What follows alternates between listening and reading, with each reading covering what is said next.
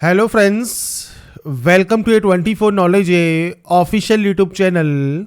आज के इस वीडियो में हम बात करेंगे KRCL Konkan railway corporation limited की न्यू रिक्रूटमेंट नोटिफिकेशन के ऑनलाइन फॉर्म अप्लाई प्रोसेस के बारे में। तो इस रिक्रूटमेंट से रिलेटेड जानकारी आपको वीडियो डिस्क्रिप्शन में jobrasta.com पर देखने को मिल जाएगी। अगर आप एप्लीकेबल हैं, एलिजिबल हैं, अप्लाई करना चाहते हैं तो आप इसमें अप्लाई कर पाएंगे। और ये फ्रेंड्स लास्ट डेट अपडेट है, तो आपका फ्रेंड्स जो फॉर्म है उसकी लास्ट डेट आपके पास आ गई है। अगर आपको यहाँ पर फॉर्म को आवेदन करना है, अगर आप एप्लीकेबल हैं तो आप इसमें आवेदन जल्दी अपना कर लें। यहाँ पर जो वैकेंसी है senior section engineer technician grade 3, assistant loco pilot, आपका senior section engineer track maintainer technician 3, station master, goods train manager, pointsman, ESTM और कॉमर्शियल सुपरवाइजर की वैकेंसी है जिसके लिए आपको आवेदन करना है। और इसके लिए फ्रेंड्स जो एलिजिबिलिटी कंडीशंस हैं वो आपको jobrasta.com पर देखने को मिल जाएंगी। और यहाँ पर friends all India candidate eligible नहीं है अप्लाई करने के लिए, तो एलिजिबिलिटी कंडीशंस को एक बार चेक जरूर कर लें और उसके बाद ही आप इसमें आवेदन करें। अब बात करते हैं फॉर्म अप्लाई के लिए, तो ये इसका ऑफिशियल पोर्टल है जहां पर आपको आवेदन करना है। इसमें फ्रेंड्स लास्ट डेट जो है वो 7 अक्टूबर 2024 है, तब तक आप इसमें आवेदन कर सकते हैं। आपको रजिस्टर हेयर पर क्लिक करना है रजिस्ट्रेशन करने के लिए। इसके बाद आपके सामने इंस्ट्रक्शंस पेज ओपन हो जाएगा। इसके बाद आप इसे यहाँ से आई एग्री करेंगे और उसके बाद आपको यहाँ पर देना है आपका नाम।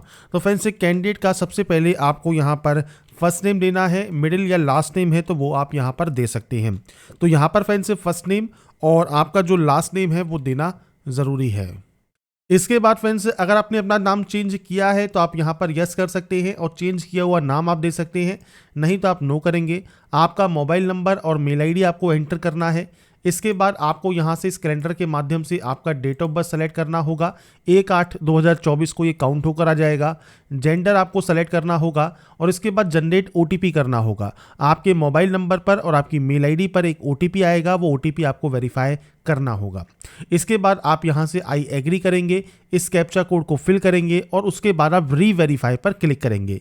री-वेरीफाई करने के बाद आपके सामने जो जानकारी है, जैसे आपका नाम, आपका मोबाइल नंबर, आपकी मेल आईडी, आपकी डेट ऑफ बर्थ, आपका जेंडर, ये आप चेक कर लें। कोई भी गलती है आप उसे एडिट कर लें। अगर आपको लगता है कोई भी गलती नहीं है तो आप इसे यहाँ से वेरीफाई करके सबमिट कर देंगे, जिससे आपका रजिस्ट्रेशन प्रोसेस कंप्लीट हो जाएगा। इसके बाद फ्रेंड्स आपका देखिए जो डैशबोर्ड है ये ओपन हो जाएगा और डैशबोर्ड ओपन होने के बाद आपको अब अप्लाई करना है इन 4 स्टेप में। पहला पर्सनल डिटेल, इसके बाद एडिशनल डिटेल, नेक्स्ट आपका क्वालिफिकेशन रहेगा और लास्ट में आपका सिटी प्रेफरेंस, डॉक्यूमेंट अपलोड और पेमेंट आपको यहाँ पर करना होगा। तो यहाँ पर फ्रेंड्स देखिए सबसे पहले कम्युनिटी ऑप्शन है, तो आपकी जो भी कैटेगरी क्राइटेरिया है, कम्युनिटी क्राइटेरिया है, वो आप यहाँ से सेलेक्ट कर सकते हैं। इसके बाद अगर आप EBC या माइनॉरिटी कैटेगरी में है आते हैं तो आप सेलेक्ट कीजिए, नहीं तो आप नॉट एप्लीकेबल करेंगे। इसके बाद अपना मदर नेम, फादर नेम और मैरिटल स्टेटस आपको यहाँ पर देना होगा। तो ये बेसिक जानकारी है जो कि आपको यहाँ पर प्रोवाइड करनी है। इसके बाद फ्रेंड्स आप किस कैंडिडेट के तौर पर आवेदन कर रहे हैं, तो यहाँ पर देखिए आपको यहाँ पर ऑप्शंस मिलते हैं, जैसे डोमिसाइल के तौर पर, लैंड लूजर के तौर पर, KRCL एम्प्लॉय के तौर पर, एम्प्लॉयमेंट एक्सचेंज के जरिए या land loser and employment exchange के जरिए। तो आप इनमें से जिस भी क्राइटेरिया से आप आवेदन कर रहे हैं वो आप सेलेक्ट करेंगे। जैसे डोमिसाइल है तो आपको डोमिसाइल सेलेक्ट करना होगा, महाराष्ट्र, गोवा, कर्नाटका आपका डोमिसाइल कहाँ है। अगर आप लैंड लूजर के तौर पर कर रहे हैं तो आपके विलेज या लोकेशन का नाम, survey number, name of land owner आपको देना है। इसके बाद फ्रेंड्स रिलेशनशिप आपको बतानी है लैंड लूजर के साथ। तो ये फ्रेंड्स आपको जानकारी प्रोवाइड करनी होती है। अगर आप एम्प्लॉयमेंट एक्सचेंज के जरिए कर रहे हैं तो आपका यहाँ पर महाराष्ट्र, गोवा, कर्नाटका में फ्रेंड्स किस राज्य के रोजगार कार्यालय में आपका रजिस्ट्रेशन है, आप उसकी जानकारी प्रोवाइड करेंगे। तो ये फ्रेंड्स ऑप्शंस हैं, आपके अकॉर्डिंग आपका इनमें से जो भी ऑप्शन है वो आप दे सकते हैं। बाकी महाराष्ट्र, गोवा, कर्नाटका के कैंडिडेट यहाँ पर अप्लाई कर सकते हैं अगर वो यहाँ पर लैंड लूजर नहीं है, एम्प्लॉयमेंट एक्सचेंज में रजिस्टर नहीं है उस कंडीशन में। इसके बाद है पोस्ट डिटेल। अब देखिए एग्जामिनेशन अप्लाइंग फॉर, अब देखिए यहाँ पर मल्टीपल ऑप्शंस आपको मिलते हैं। अब इसके लिए जो नोटिफिकेशन है उसको फ्रेंड्स आपको स्क्रॉल करते हुए नीचे आना है, जहाँ पर फ्रेंड्स आपको इसका जो क्राइटेरिया है आपके फ्रेंड्स क्वालिफिकेशन का वो आपको यहाँ पर देखिए देखने को मिल जाता है। तो ये पोस्ट पैरामीटर है, जैसे आपका जो सीनियर सेक्शन इंजीनियर है इसके लिए डिग्री आपसे रिक्वायर्ड की गई है। इसके अलावा फ्रेंड्स 10th प्लस में ITI है तो भी आप आवेदन यहाँ पर कर सकते हैं। केवल अगर आप 10वीं पास आउट भी है तो भी आप यहाँ पर आवेदन कर सकते हैं। डिग्री है आपके पास किसी भी डिसिप्लिन में तो भी आप यहाँ पर आवेदन कर सकते हैं। तो अप्लाई करने से पहले इसकी एलिजिबिलिटी कंडीशंस को चेक ज़रूर कर लें। इसके बाद फ्रेंड्स आपको यहाँ पर देखिए, जैसे आप इस पोस्ट के लिए आवेदन करना चाहते हैं तो आप इस पोस्ट को सेलेक्ट करेंगे। ALP के लिए आप आवेदन करना चाहते हैं तो ALP के लिए भी आवेदन कर सकते हैं। टेक्नीशियन 3 के लिए आप एप्लीकेबल हैं तो आप इस ऑप्शन को भी सेलेक्ट कर सकते हैं। स्टेशन मास्टर के लिए भी आप एप्लीकेबल हैं तो आप इस ऑप्शन को सेलेक्ट कर सकते हैं। तो ये आपको ध्यान रखना है, आप जिन पोस्ट के लिए एप्लीकेबल हैं आप उन पर टिक कर सकते हैं और अप्लाई करने से पहले एलिजिबिलिटी कंडीशंस को चेक जरूर कर लें। अब यहाँ पर आपको सबसे पहले किस पोस्ट के लिए प्रेफरेंस देनी है वो आपको देना है। इसके बाद आप सेकंड पोस्ट किसके लिए यहाँ पर जो है सेलेक्ट करना चाहते हैं वो आप दे सकते हैं।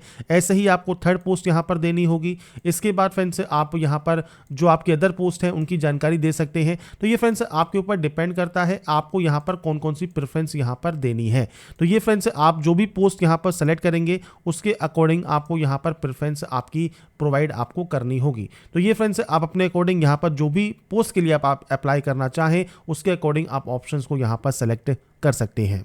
इसके बाद फ्रेंड्स नीचे आपका आता है कॉरस्पॉन्डेंस एड्रेस, मतलब प्रेजेंट एड्रेस। तो पूरा एड्रेस लाइन 1 एड्रेस लाइन 2 में आप एंट्री करें, कंट्री चूज करें, इसके बाद स्टेट यहाँ से सेलेक्ट करें, डिस्ट्रिक्ट सेलेक्ट करें, पिन कोड आप यहाँ पर दे सकते हैं और ये आपका प्रेजेंट एड्रेस है। नीचे है आपका परमानेंट एड्रेस, सेम आपको यहाँ पर कंट्री, आपका स्टेट कौन सा है, डिस्ट्रिक्ट कौन सा है वो जानकारी देनी है। अगर ये सेम है तो आप यस पर क्लिक कर सकते हैं, कॉपी हो जाएगा। अगर ये अलग अलग है तो आप अलग अलग एंट्री भी कर सकते हैं। एड्रेस आपको आपके अकॉर्डिंग फिल करना है और उसके बाद ही सेव एंड नेक्स्ट करना है। इसके बाद friends next option additional details का है। अगर आप एक्स सर्विस में हैं तो यस या नो कर सकते हैं। PH कैंडिडेट हैं तो आप यहाँ पर टाइप ऑफ डिसेबिलिटी, आपका डिसेबिलिटी सब टाइप क्या है, आपको स्क्राइब चाहिए नहीं चाहिए वो जानकारी आप प्रोवाइड करेंगे। एम्प्लॉई है स्टेट गवर्नमेंट, सेंट्रल गवर्नमेंट या अदर स्टेट गवर्नमेंट में तो आप यस या नो कर सकते हैं। कोई भी FIR या कोई क्रिमिनल केस या आप अरेस्ट हुए हैं नहीं हुए हैं वो जानकारी आपको यहाँ पर देनी होगी। तो आपके अकॉर्डिंग इनमें से जो भी ऑप्शन आपका एप्लीकेबल है उसमें आप यस या नो कर सकते हैं।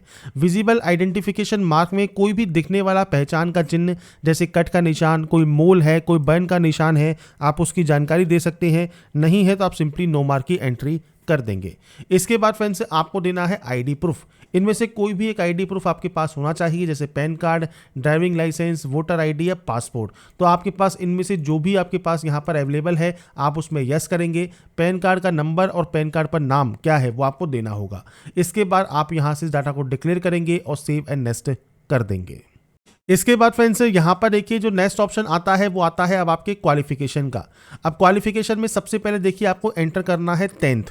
तो आपके फ्रेंड्स यहाँ पर देखिए जो भी आपके बोर्ड का नाम है पूरा नाम आप यहाँ पर एंटर करेंगे। आपके स्कूल या इंस्टीट्यूट का नाम जो है वो आपको यहाँ पर देना होगा। आपका परसेंटेज सिस्टम है तो परसेंटेज सेलेक्ट कीजिए। अगर आपका यहाँ पर CGPA है तो ग्रेड सेलेक्ट कीजिए या CGPA आप सेलेक्ट कर सकते हैं। यहाँ पर आपका जो CGPA है कितने आपने यहाँ पर CGPA प्राप्त किए हैं वो जानकारी आपको देनी है। परसेंटेज सिस्टम है तो आपको यहाँ पर मार्क्स ऑब्टेन देना है। यहाँ पर फ्रेंड्स आपको यहाँ पर आपके टोटल मार्क्स आपको यहाँ पर प्रोवाइड करने हैं और ये फ्रेंड्स एंटर करने के बाद आपकी परसेंटेज यहाँ पर आ जाएगी और उसके बाद आप ईयर ऑफ पासिंग यहाँ पर दे सकते हैं। इसके बाद ऐसा ही 10+2 में भी बोर्ड का नाम, स्कूल का नाम, सेम परसेंटेज है, CGPA है वो आपको देना है, आपके नंबर्स देने हैं, पासिंग आपको होने का वर्ष देना है। इसके बाद ITI आपको यहाँ पर जानकारी देनी है। ITI के बाद फ्रेंड्स किस इंस्टीट्यूशन से आपने पास किया है, month and year of passing क्या है। तो आपको यहाँ पर देखिए month and year of passing का ऑप्शन मिल जाता है। आपके अकॉर्डिंग जब भी आपने इसको पास किया है आप उसकी जानकारी प्रोवाइड कर सकते हैं। वो सेलेक्ट करने के बाद सेम आपका परसेंटेज क्या है वो आपको देना होगा और आपके नंबर्स कितने हैं वो जानकारी देनी है। अब यहाँ पर देखिए जो ITI है वो आपने किस ट्रेड में की है तो वो फ्रेंड्स आप यहाँ पर एंटर कर सकते हैं।